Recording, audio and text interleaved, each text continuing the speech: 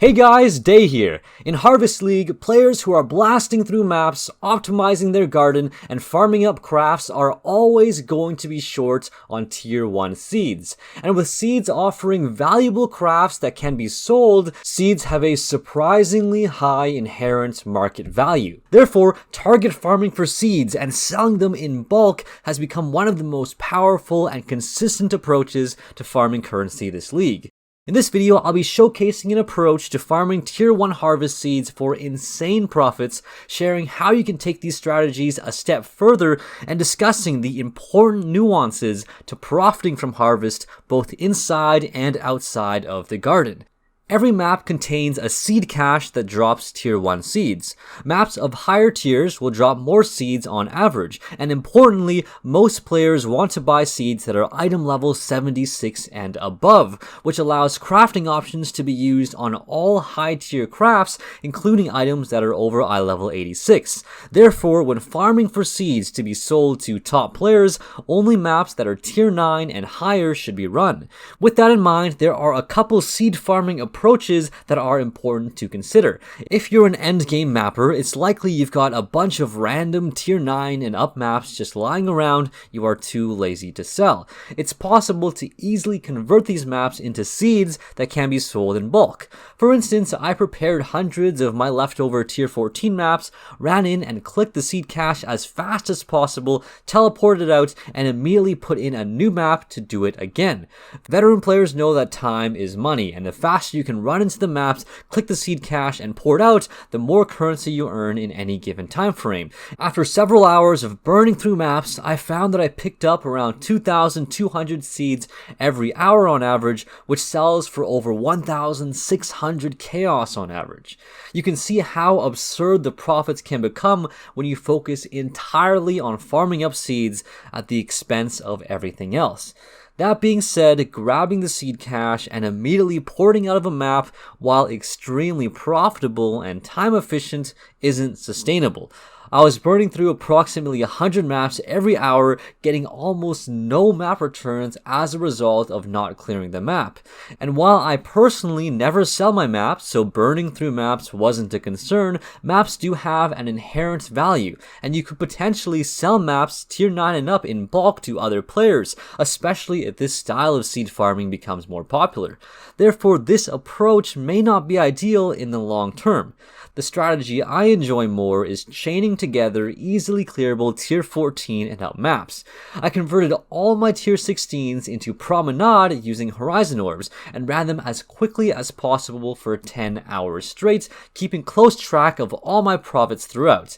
This was done on a nearly completed Awakener 8 Atlas with 3 other maps chosen as favorites, one in each tier. Tier 14 Lair, Tier 15 Waste Pool, and Tier 16 Toxic Sewer. Whenever I ran out of Tier 16 Promenades, I ran Tier 16 Toxic Sewers for fun, or I jumped down to Tier 15 Waste Pool or Tier 14 Lair to rebuild my pool of higher tier maps. This allowed me to run nothing but maps with amazing and fun layouts for my build. Every map was chiseled, alked, valved, and ran with 4 Prime Sextant at all times to increase general map drops. And by chaining together easily clearable high tier maps, you get the inherent drops of high tier mapping, can regularly spawn and kill Cyrus, earn gem experience and red tier master missions, all while acquiring a very solid amount of tier 1 seed drops every hour.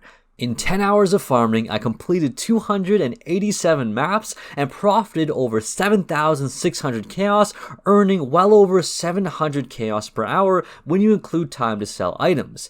During that time, I also spawned and killed Cyrus 9 times, and when the loot from Cyrus kills is included, that cranks up my profits to over 10,000 chaos and over 900 chaos per hour. Even with that loot, the vast majority of profit was from seeds that dropped every single map, which was honestly shocking to me. Stuff that I would never really sell, like maps, organs, essences, etc., are not included in my profit calculations, even though they add a solid profit as well. For a full breakdown of all my loot from the 10-hour session, you can check out the Google Sheet linked in the description, as I'll mainly be focusing the discussion on seed drops. At the end of my 10-hour farming session, I had over 7,500 seeds. On the current market, players will buy different seeds for varying prices. For example, Vivid Thornweavers, which grant speed modifiers, can be sold for around 25 chaos each, whereas Primal Maws are sold for 1.5 chaos each. To sell seeds in bulk, the premier place to go is the Forbidden Trove Discord. It's the place to go to sell crafts, different services, and items in bulk, like seeds. To sell my seeds, I did a little bit of research on seed prices, posted up a little description of my stock and prices as you can see on screen, and within seconds got messages from other players interested in buying my seeds in bulk. With the supply for my 10-hour run, I was able to sell both small supplies of seeds for a couple hundred chaos, and also thousands of seeds for over 30 exalts in a single trade. The demand for bulk seeds is so high, selling them is a cakewalk. If you haven't already hopped on the Forbidden Trove Discord, I highly recommend you check it out. I've linked some Reddit posts about it in the description for more information. So as you can see, seed farming can be an incredibly profitable endeavor and arguably one of the easiest ways I've turned a profit in many leagues. As an aside, running Zana missions is an easy way to get free, high-tier maps and seed caches for some quick additional currency. Regardless of the specifics of the seed farming approach you employ, the keys are speed, acquiring bulk supplies, and pricing your seeds reasonably so other players actually want to buy them. While seed farming is the main topic of this video, it's also important to recognize the merits of the other side of the coin here that you don't get to experience while target farming seeds, which is farming, using, and selling harvest crafts. The Forbidden Trove Discord has built an amazing system that allows you to list and sell your stored harvest crafts. Players who sell their crafts can gain vouchers and reputation from other players for every good trade they do. To buy and sell crafts, you can either go directly to the relevant channels on the Discord and contact players directly, or you can go to forbiddenharvest.com, a trade site for harvest crafts where you can see the number of vouchers on each player. The higher the number of vouchers on a player, the more trustworthy they are, at least in theory. I'll put a link in the description where you can learn more about that website if you want to get started selling crafts there. The obvious challenge to selling harvest crafts is that it is extremely tedious. You gotta get the craft, store it in a hoardy bench, put it in a public tab, research the price, and write a note that properly lists the item. Then, when someone finds the craft on Forbidden Harvest, there's a whole nother exchange to actually craft their item that can take a huge amount of time. You also gotta make sure your Discord is properly linked and you have some vouchers built up, etc. All of that tedium and extra work outside of the game can put off a lot of players from selling their crafts, especially when the alternative involves just farming seeds to earn dozens of exalts in a single trade. While I've never done an exact cost-benefit chaos per hour analysis of farming crafts and selling them, I can assure you it's great profit as well, and tons of fun in ways I never expected.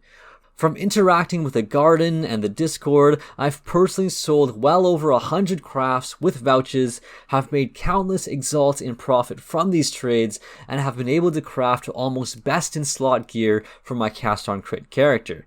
While some crafts are worth less than 10 chaos, some can sell for multiple exalts.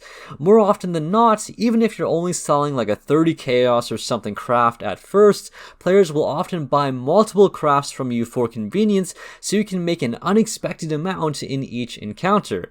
Outside of the raw currency profit from selling crafts, you gain profit in ways that can't really be measured in chaos per hour that are important to think about.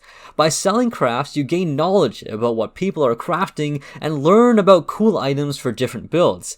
You gain reputation on an incredible Discord server that's certainly going to be around for many leagues to come.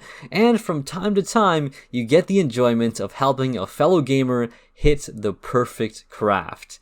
After leagues upon leagues of speed farming Legion pylons, racing through deliriums, and blasting maps, it's nice to do something a little different, a little more cerebral, and Harvest is certainly that.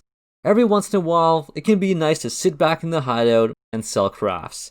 The gradual improvements GGG has made to Harvest and the presence of the Forbidden Trove system is turning this league into one of my favorites, unexpectedly.